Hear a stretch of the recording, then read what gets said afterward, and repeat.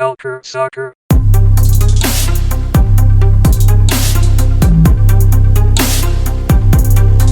Bonjour à tous et bienvenue dans un nouvel épisode de Culture Soccer, le podcast 100% soccer nord-américain. Aujourd'hui, on va enfin pouvoir parler du retour de la MLS. MLS is back, c'est le nom du tournoi que la MLS a donné avec beaucoup d'ingéniosité à son tournoi de grand retour en pleine crise du Covid. On va en parler aujourd'hui avec les deux autres rédacteurs en chef de Culture Soccer. Bonjour Adi Raphaël. Allô, ça va bien? Ça va très très bien et toi?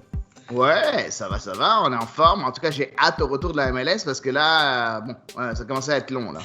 Ça fait un bail en effet. Et on est aussi avec Anthony Devarenne, notre rédacteur en chef de Culture Soccer. Bonjour Anthony. Bonjour Antoine, ça va bien? Ça va très bien et toi? Ça va très très bien. La MLS est en approche. Ouais, en faisant les recherches, je me suis rendu compte que j'avais vraiment oublié pendant quelques mois ce qui se passait en MLS et j'ai retrouvé des joueurs dans certaines équipes, j'ai complètement oublié qu'ils étaient transférés. Donc on va devoir se replonger dessus avant le début de la saison. Pour tous ceux qui sont sur notre site, Adi Raphaël a d'ailleurs fait un papier sur le retour, justement le tournoi, vous expliquant un petit peu et en donnant ses propres prédictions. Donc on va faire un peu pareil dans ce podcast, parler de ses prédictions, puis parler du tournoi en général. Donc, pour le format, les 26 équipes seront au Swan & Dolphin Hotel à Orlando. Ils arrivent le 24 juin, en théorie. Enfin, entre le 24 et le 1er juillet, mais les équipes sont attendues très tôt. Ils s'entraîneront et joueront au ESPN Wide Sport Complex, qui appartient à Disney, qui donc possède ESPN et qui seront donc les diffuseurs avec Fox. Les matchs, pour les États-Unis, les matchs débutent le 8 juillet. Ils seront tous confinés au moins, maximum, cette semaine à Orlando. Le match de groupe, c'est le 8 juillet, du coup, au 23 juillet. Et ensuite, il y a une phase finale jusqu'au 11 août. En ce moment, les cas de Covid sont en augmentation en Floride, mais il y aura des tests apparemment récurrents. Une interdiction aussi de sortir du complexe pour les joueurs. Il n'y a que les staffs de l'hôtel qui seront habilités à sortir. Il est possible que certains joueurs ne viennent pas. On en parlera peut-être en certaines équipes en particulier, mais notamment des joueurs qui sont déjà malades. Ou Carlos Vela, notamment sa femme qui est enceinte. Il pourrait manquer ce tournoi. 3 matchs par journée, 9h du matin, puis 20h, 22h30 pour éviter les températures de Floride qui sont horribles l'été. Et je crois que c'est un peu tout. Et en phase de groupe, contrat pour la saison régulière. On ne sait pas à quoi ressemblera la saison régulière après ce tournoi, mais la phase de groupe, contrat au niveau des points et à gagner avec la phase finale, de l'argent de location et surtout un spot en CONCACAF Champions League pour l'équipe qu'elle soit américaine ou canadienne. Donc voilà un petit peu toutes les informations qu'il faut, je pense, basiques. Adi, qu'est-ce que tu penses de la solution qu'a trouvée la MLS avec ce tournoi? Bah écoute, j'aime beaucoup le tournoi, j'aime beaucoup. C'est sûr qu'un tournoi sans fans, c'est jamais le fun, comme on dit au Québec. On n'aime pas trop ça parce que finalement, tu sais, le foot, c'est vraiment une rencontre de personnes. C'est d'entendre les chants de supporters, d'entendre les hurrahs, les boos, les onomatopées, je vais dire un peu du public. Ben, ça, on l'aura pas. Par contre, en forme de format, j'ai bien aimé le format présenté par la MLS. Je trouve que ça fait un peu une sorte de petite Coupe du Monde ou Euro, en fait, qui est un peu spécial. Il y a plusieurs choses qui sont assez historiques, je trouve aussi, dans ce tournoi-là. Je pense que c'est la première fois depuis des millénaires qu'on a une entente entre la Fédération US de soccer, Canada Soccer et la CONCACAF, parce que ça fait longtemps qu'on n'avait pas vu ça, où ils sont capables de dire tu gagnes ce tournoi, que tu sois canadien ou que tu sois américain, tu auras une place en CONCACAF Champions League. Ce qui est cool aussi, c'est que ça change en rien par rapport à la place qu'a le Canada. Si jamais un club canadien gagne ce tournoi-là, le Canada aura aussi une autre place pour la CONCACAF Champions League. Et c'est ça qui est encore plus intéressant du côté canadien. Ça donne une chance d'avoir plus qu'un club en CONCACAF Champions League au cas où ils gagnent le tournoi. Après, ça va être très compliqué. Mais n'empêche, au moins, ils ont quelque chose à jouer. Tandis que quand on joue en MLS, quand tu gagnes la MLS Cup, il n'y a pas de qualification pour la Champions League pour un club canadien. Donc voilà, j'aime bien ce côté historique-là, puis je trouve que c'est important de le mentionner. Ça prouve qu'il y a un moyen de s'entendre si jamais on s'y met comme il faut, là. Je suis complètement d'accord. Et c'est marrant quand tu parles de ce côté historique. C'est clair que ça va être dans le futur, on va voir en fait la MLS is Back Tournament dans dans un casier de trophées d'une des franchises MLS et personne d'autre ne pourra la gagner. Enfin, j'espère qu'on va pas avoir des Covid tous les étés, mais en théorie, personne ne pourra la gagner et ça fait vraiment un trophée unique dans l'histoire de la MLS qu'un club peut acquérir. Anthony, toi, qu'est-ce que tu as pensé de la formule trouvée par la MLS? Oui, en fait, je pense vraiment que cette formule-là, c'était dur de faire mieux. Je pense qu'ils ont bien fait. Ils ont fait des plus petits groupes là, de 4 à 6. Ben, il y a 5 groupes de 4 et un groupe de 6. Ça fait que ça fait pas trop de matchs. Je crois qu'au début, là, il y avait des pourparlers que il resterait à Orlando pendant 3 mois, des choses comme ça. Là, ça va être 6 à 7 semaines et vraiment, je pense que c'est parfait. C'est sûr qu'il y en a certains qui ont plus d'équipes à affronter, mais non, et la répartition des groupes là, semble vraiment bien, là, je trouve. Là. Donc, c'est bien. Ouais, on va parler des groupes un peu après. Juste un petit point aussi. Comme dans d'autres compétitions à travers le monde, il y aura maintenant 5 changements, mais 5 changements en 3 fenêtres de changement. C'est-à-dire que voilà, il y a le même nombre de fenêtres, de moments où le coach peut changer les joueurs que dans les matchs pré-Covid, on va dire, sauf qu'il peut en changer jusqu'à 5 dans un match. Et on parle aussi d'avoir peut-être des bruits de foule artificiels, comme ça se fait dans d'autres ligues, pour les retransmissions de TV. Moi, le seul truc un peu gênant, c'est les 3 matchs par journée avec les horaires un peu étranges. Bon, déjà en tant qu'Européen, mais en général, le 9h du matin, il est assez hard, j'imagine, pour les joueurs qui vont devoir se lever à 5h du mat, manger un plat de pâtes et attendre de digérer avant de pouvoir jouer. Mais je comprends parce que les températures sont compliquées. Et ce sera que des franchises de l'Est, normalement, qui jouent à 9h du matin à Orlando. La Ligue a confirmé que les matchs de l'Ouest seront le soir, parce que 9h du matin, ça fait 6h du mat dans la côte Ouest. Un peu compliqué pour les fans de suivre leur équipe. Mais en tout cas, oui, je suis assez content. C'était compliqué, je pense, au niveau de la Ligue, de trouver une formule qui marche pour tout le monde. Et ils ont réussi, comme tu as dit, Adi, à trouver une bonne formule avec Canada Soccer, mais aussi avec les joueurs, comme tu as dit, Anthony.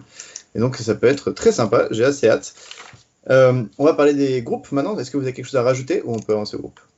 Non, je pense que... Ah oui, j'aimerais juste ajouter quelque chose aussi par rapport au carton et aux suspensions, parce qu'il y a quelque chose qui est quand même assez intéressant, c'est que les suspensions, disons si quelqu'un avait reçu un carton rouge lors de la deuxième journée de MLS, ben il compte, il est suspendu pour le premier match du tournoi. Donc faut faire attention par rapport à ça. J'ai pas fait ma recherche pour savoir s'il y avait quelqu'un qui avait reçu un carton rouge. Pour ce qui est des cartons aussi, ce sera les cartons lors de la phase de groupe seront comptés. Par contre, ils ne seront pas accumulés après que tu passes la phase de groupe. Donc, dès que tu passes à la phase à élimination directe, les cartons accumulés lors de la phase de groupe ne te suivent pas. Mm-hmm. Donc, c'est juste quelque chose d'intéressant, je trouve, parce que, c'est quand même une particularité. Je suis pas très fan des 3... des 3 périodes de changement. Je trouve ça un peu ridicule. Ça enlève un peu la notion tactique d'un entraîneur.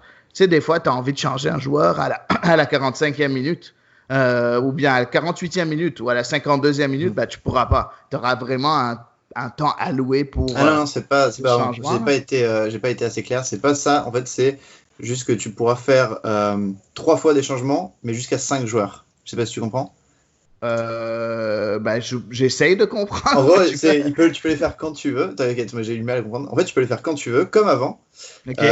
Sauf que t'en as que 3 fenêtres pour les faire. C'est-à-dire que tu choisis 3 moments comme d'habitude. Sauf que tu peux changer jusqu'à 5 joueurs en tout dans le match. Mais tu pourras pas faire 5 fois des changements. Genre 3 fois donc... et parfois 1, 2, tu vois. Donc, pour limiter, en fait, le temps perdu, le temps perdu. OK, c'est plus logique. Parce que je n'avais pas lu ça, mais je pensais, écoute... je pense que oui, c'est pour les 5 joueurs, voilà, c'est pour forcément, parce qu'ils n'ont pas joué depuis longtemps, donc conditions physiques. Et j'ai cru voir qu'il n'y a pas non plus de prolongation en match de compétition en direct. Il me semble que c'est tir au but directement, si je ne dis pas de bêtises. Donc aussi, voilà, pour préserver, j'imagine, la santé des joueurs. Ok, parfait. Et on peut passer au groupe dans ce cas-là.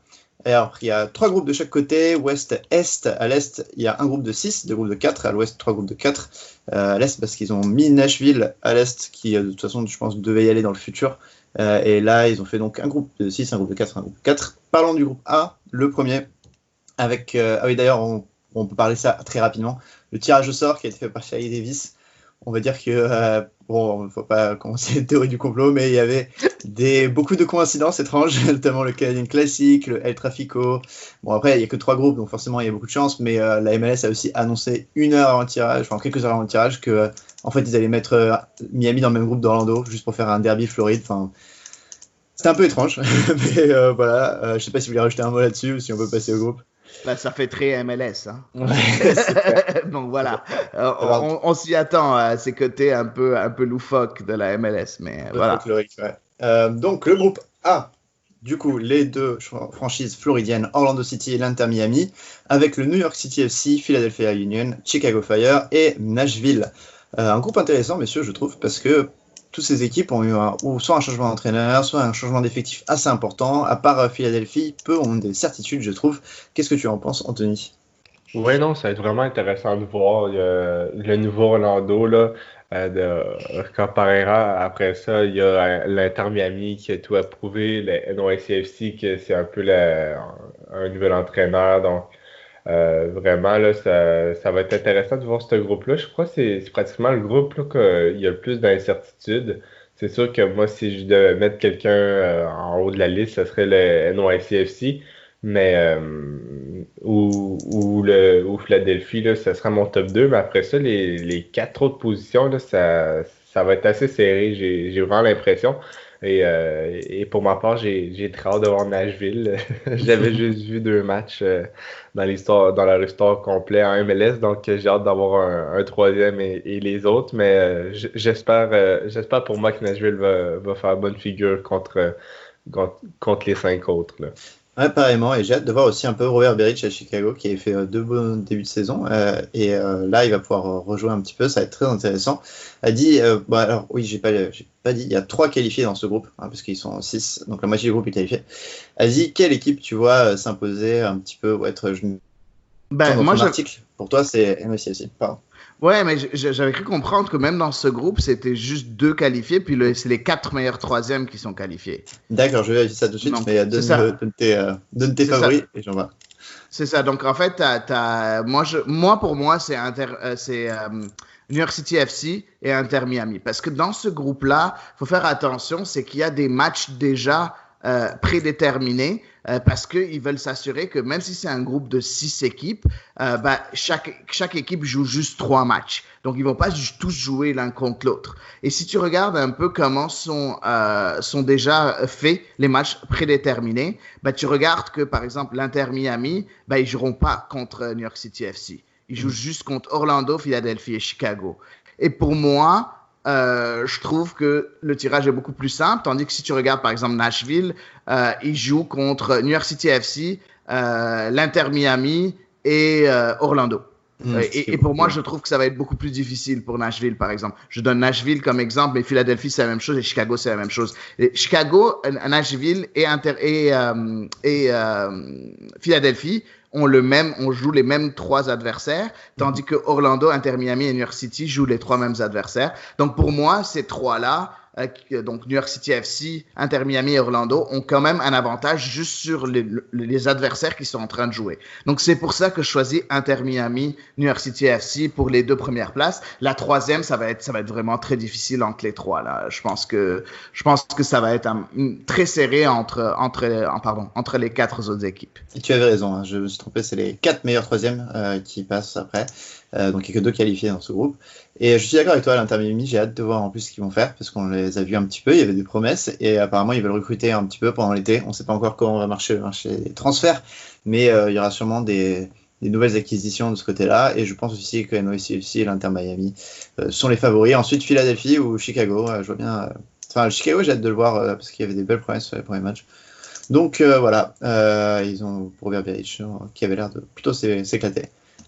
Deuxième groupe, à l'Est, 4 équipes, 2 canadiennes. Comme on l'avait dit, le tirage a fait en sorte que le Canadien Classic soit là dès la phase de groupe. Nous avons le Toronto FC, du coup l'Impact de Montréal, New England Revolution et DC United. Dis, on va commencer avec toi.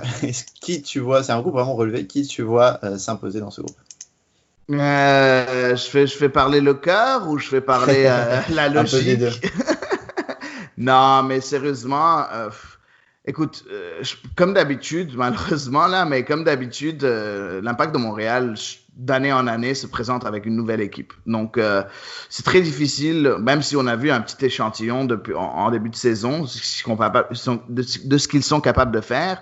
Il y a un nouveau coach, il y a un nouvel entraîneur, il y a un nouvel effectif. Donc, c'est assez difficile à deviner. Mais si jamais tu veux regarder sur papier, ben, logiquement, ce serait le New York Revolution et Toronto FC. Ça, ce serait logiquement.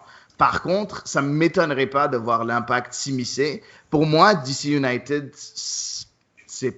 j'aime pas leur équipe cette année. Je trouve que leur équipe est pas assez bonne, malgré les quelques petits coups qu'ils ont fait. Juste perdre l'osmose qu'il y avait entre Luciano Acosta et Wayne Rooney, je trouve que c'est assez dommageable. Donc voilà, on verra ce qui va se passer. Peut-être que j'ai tort, mais voilà, ça c'est mon avis. Ah oui, je suis assez d'accord. Je pense qu'en plus Toronto a de l'expérience dans son effectif, qui font en sorte que ils sont habitués à ce genre de compétition. Des mecs comme Michael Bradley ou Gisèle Tidor ont l'habitude de ce genre de compétition à élimination directe. Et l'Impact en CONCACAF avait réussi à avoir une tournure tactique, jouer chaque match, contrairement à une MLS où tu dois développer ton propre style de jeu et forcément sur tous les matchs essayer d'adapter petit à petit. L'Impact en CONCACAF avait réussi à bien s'adapter à son adversaire.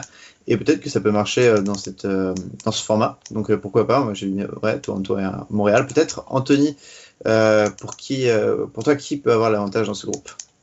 C'est sûr que je suis d'accord avec vous. C'est sûr qu'au niveau de la première place, je la mettrais à Toronto. Je crois que ça serait quand même une grande surprise qu'elle finisse pas première, mais c'est sûr qu'au niveau de la deuxième place, je vois bien l'Impact de Montréal c'est ici à la deuxième place. Là. S'ils continuent de faire comme ils avaient fait en début de saison, là, j'ai quand même aimé qu'est-ce que j'ai vu de l'Impact de Montréal. Donc, je les mettrais deuxième.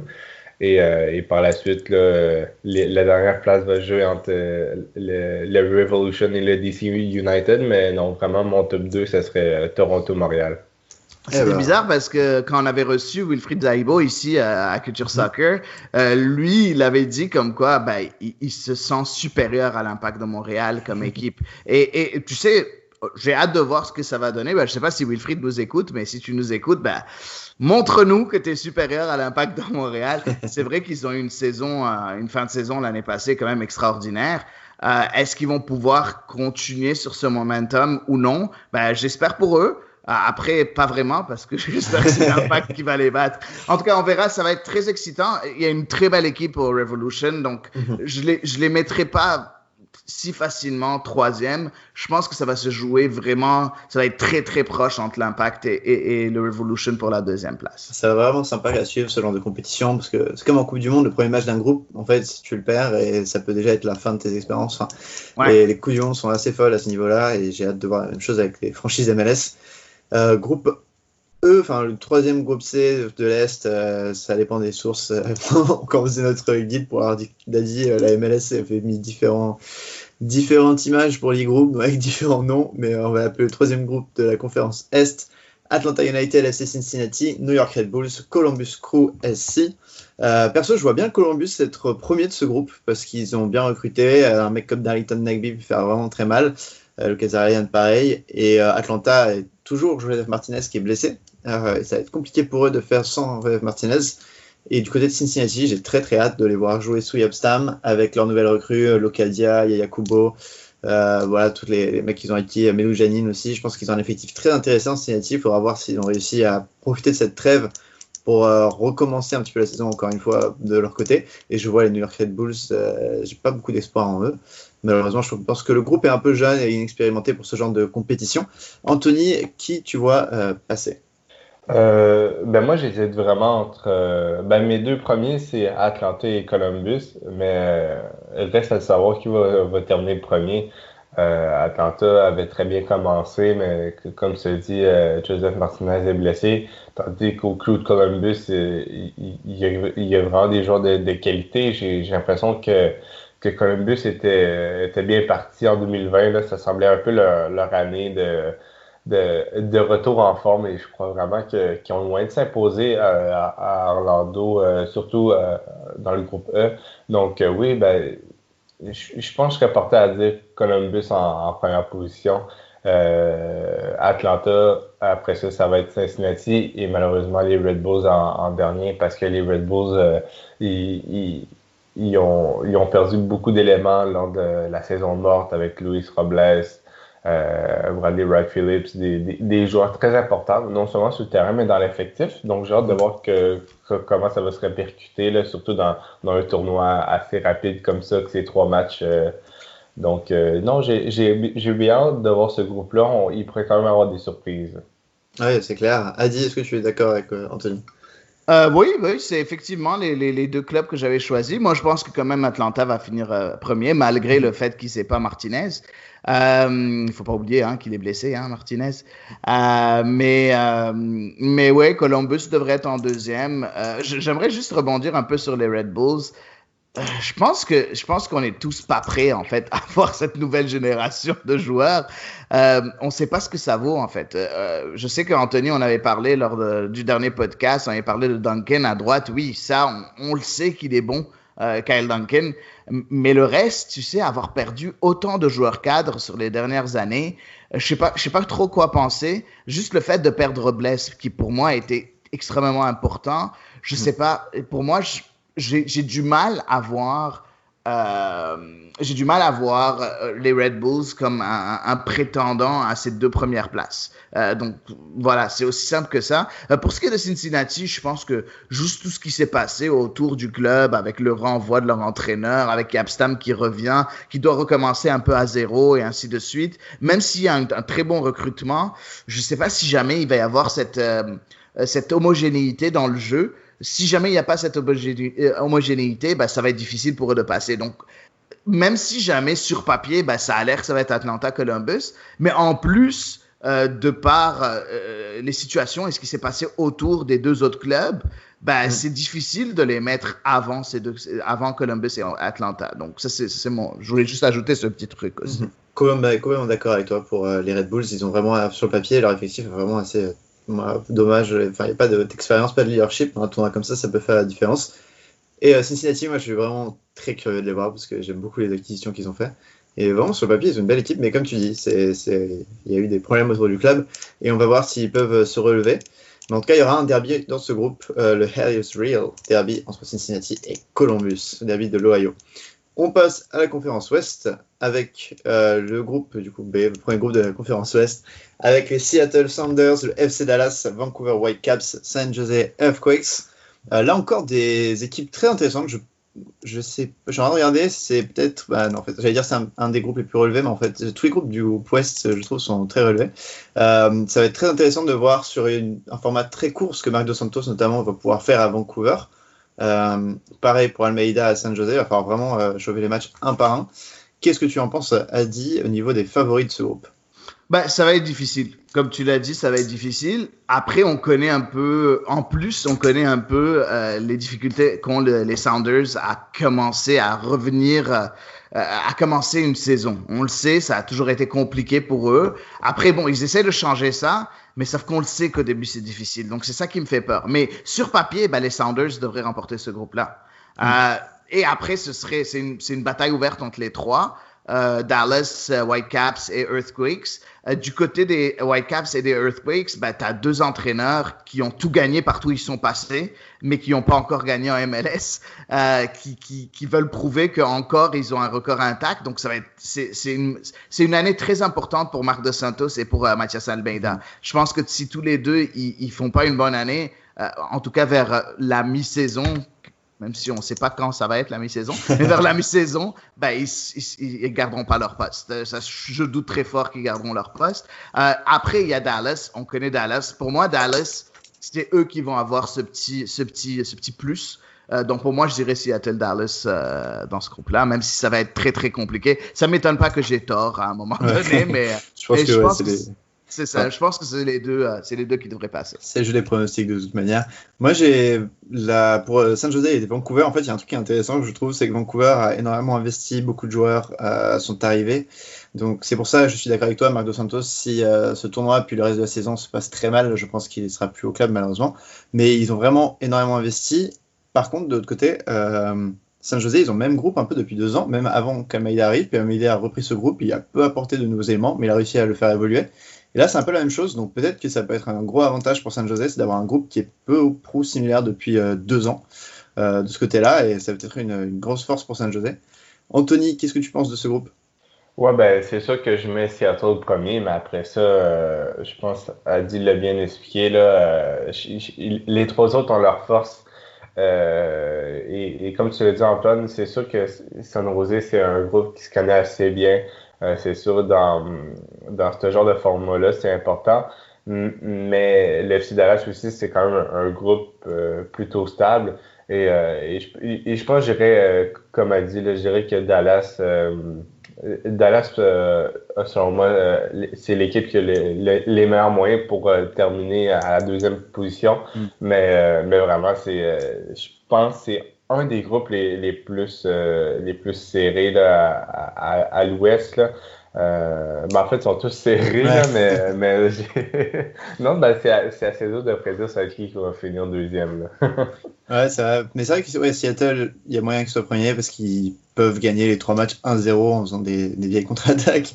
Et je pense que ça peut arriver. Il y a des chances que Jordan Morris ne joue pas apparemment parce qu'il est diabétique et ça serait dangereux de venir dans ce hôtel.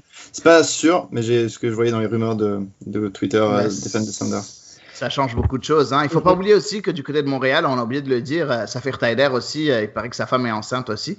Donc lui aussi, c'est possible qu'il soit pas là. Donc oui, c'est difficile. Mais après, je pense que Seattle a un banc, justement, avec ses 5 changements, qui est peut-être plus important que les autres clubs, Dallas, Vancouver ou San Jose.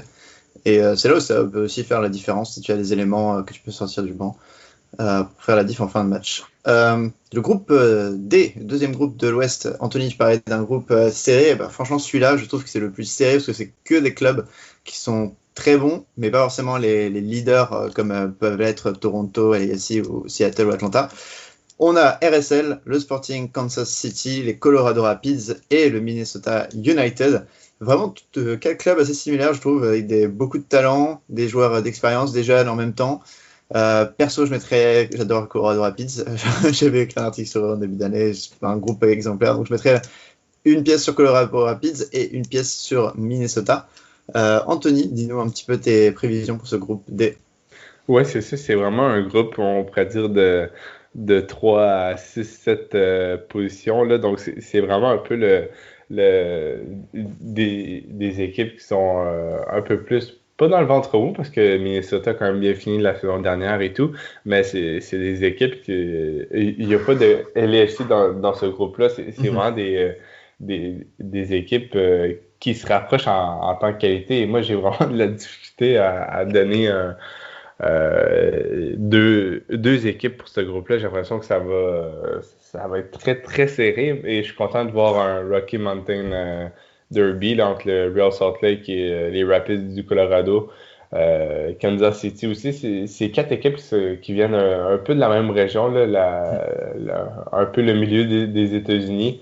Donc, ça va être très intéressant. Je pense que c'est le groupe que j'ai le plus hâte de regarder. Le Real Salt Lake, c'est une équipe que j'aime beaucoup. Le Sporting Kansas City aussi. Donc, ça va être vraiment intéressant à voir aller. Là. Et toi, Adi, à qui tu penses? Bah, écoute, c'est très difficile. Vraiment, je pense que la personne qui va deviner c'est qui les deux qualifiés, il devrait aller au casino, là, parce que il aura vraiment beaucoup de chance parce que c'est presque impossible à deviner. Je vais aller par les 2 clubs que j'aime le plus. Je pense du côté de l'Ouest. Je pense pas que je l'ai jamais dit, mais ceux qui me connaissent bien savent que j'ai un petit faible pour ces 2 clubs-là. Ben, c'est Minnesota United. Depuis longtemps, j'ai un faible pour eux. Et le Real Salt Lake, c'est un peu grâce à Anthony que j'ai un petit faible pour eux. Donc voilà, c'est les 2 clubs que je choisirais juste parce qu'il faut que je choisisse. Ou sinon, ou sinon j'aurais vraiment beaucoup de mal. À Minnesota, je trouve, il manque un peu un 9 et ça va être compliqué même si Kevin Molino avait vraiment bien joué sur les 2 premiers matchs de la saison, mais Thomas Chacon avait l'air très jeune, donc je sais pas trop à ce niveau là, alors que je trouve que RSL ou les Rapids ont une vraie belle cohésion de groupe avec des anciens, des jeunes, quoique bon, Minnesota, ils ont Alonso et Opa. Donc finalement, je dis peut-être n'importe quoi, mais ça va être... ça va être difficile, ça va être difficile. C'est ça.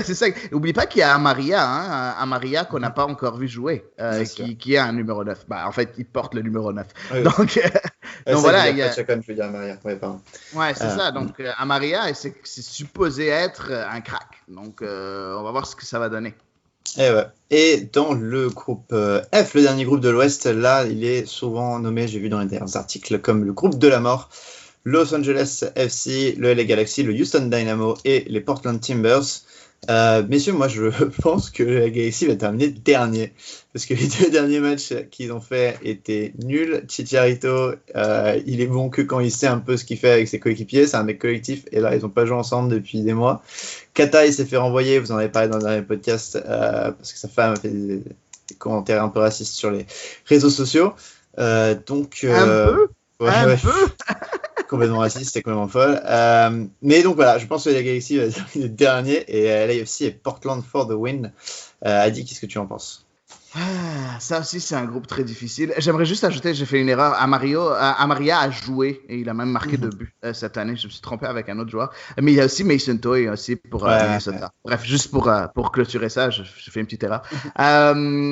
Pour ce groupe-là, bah écoute, aussi, j'ai vraiment beaucoup de mal. J'avais dit que c'était LAFC. Je doute que LAFC soit loin.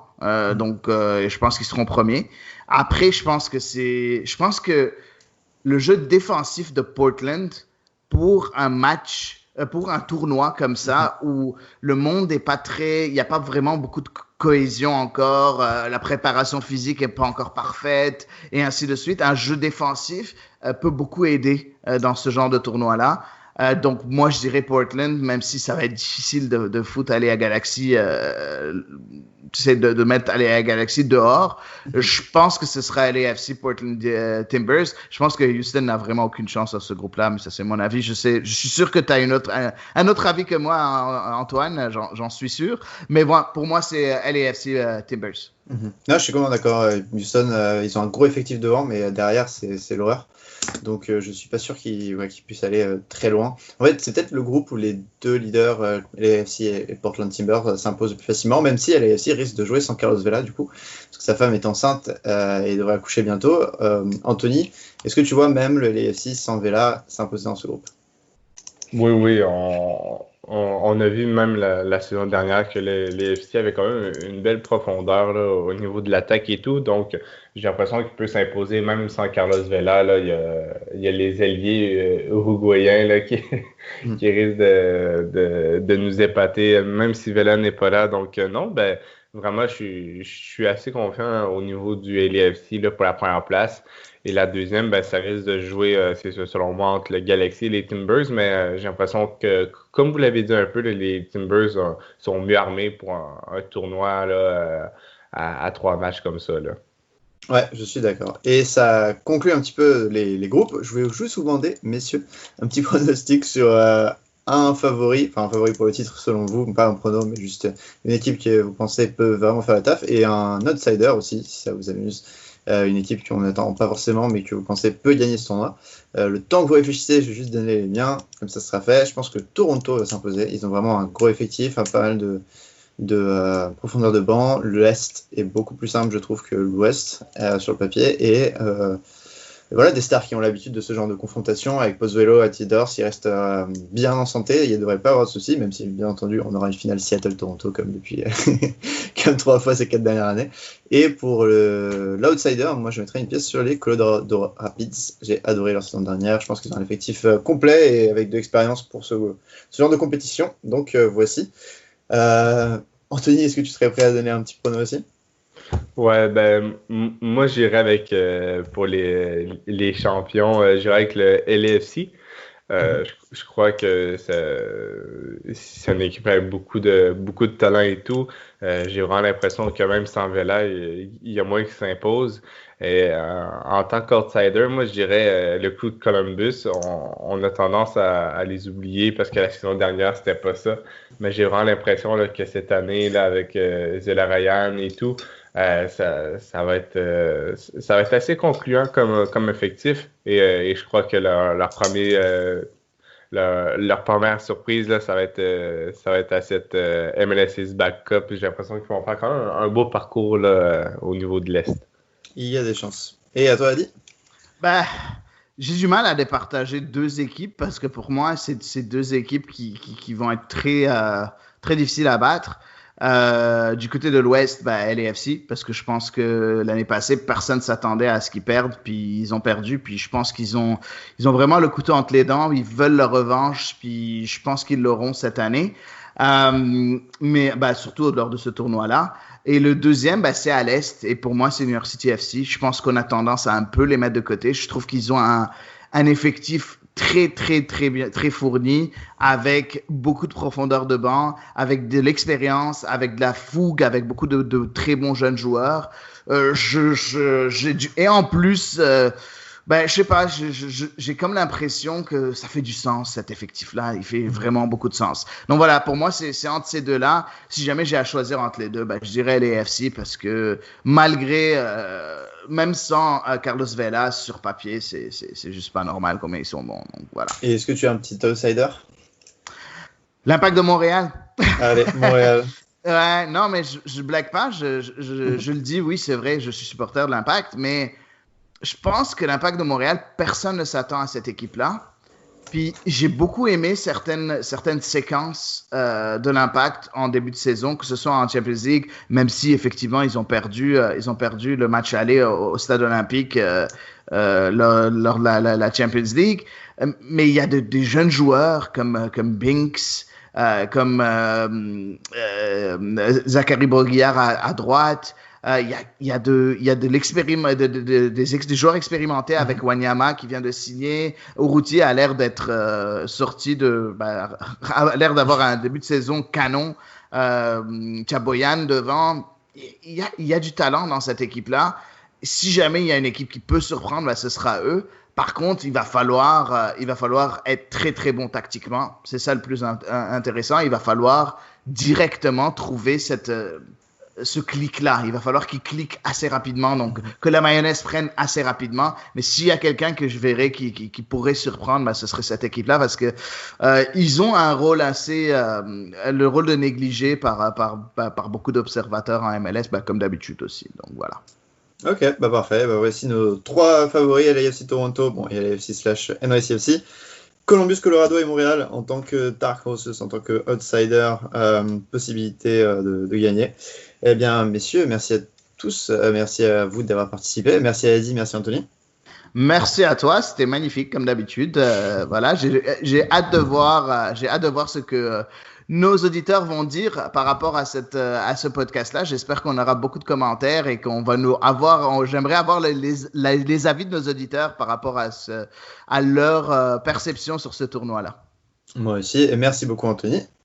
Merci à toi Antoine, vraiment, on sent le soccer arriver de plus en plus, là. J'ai vraiment hâte de voir des matchs, même si c'est sans supporters, sans les ambiances, là, ça va nous rappeler les bons vieux matchs. En tout cas, moi, les bons vieux matchs de pré-saison au IMG Academy, qu'on a joué la pré-saison.